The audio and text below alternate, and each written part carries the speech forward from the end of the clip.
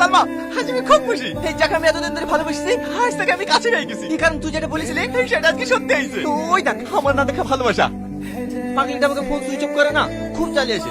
তুমিও কি আমাকে কম জ্বালিয়েছো নাকি? মাহিনুর, তোমার সাথে পরিচয় করে দিই, এই সেই সালমা। তুমি সেই সালমা যে আমাদের কবে দেখা হবে না হবে তার ভবিষ্যৎবাণী করেছিলে? তার জন্য থ্যাংক ইউ। সবার সাথে তো পরিচয় হলো, ওদিকে আবার আব্বু ফোন করেছিল আমাদের বিয়ের দিনখান নিয়ে কথা বলবে তো। চলো। ঠিক আছে চলো। সালমা, তুই এত ভেঙে পড়িস না, একটু শান্ত হ। কি করে শান্ত হবো? টনিকে আমি এত ভালোবাসি, তারপর অন্য একটা মেয়েকে দেখে আমি কি করে মেনে নেবো? আমি অবাক হয়ে যাচ্ছি, তোর আংটি পড়ে আছি, তুই টনিকে ভালোবাসিস, মাঝখান থেকে ওই মেয়েটা কোথা থেকে আসলো? আমি কিচ্ছু জানিনি। আমি মনে হয় টনিকে পাবো না। না না, টনি তোরই হবে। কি করে হবে? আজকে মেয়েটাদের বাড়ি থেকে বিয়ের ডেটটা পাকা করবে। হবে না, তার আগে আমি টনিকে গিয়ে সব সত্যি কথা বলে দেবো। না, ও যদি আমার ভালোবাসা অস্বীকার করে তাহলে সব থেকে বেশি কষ্ট আমি পাবো।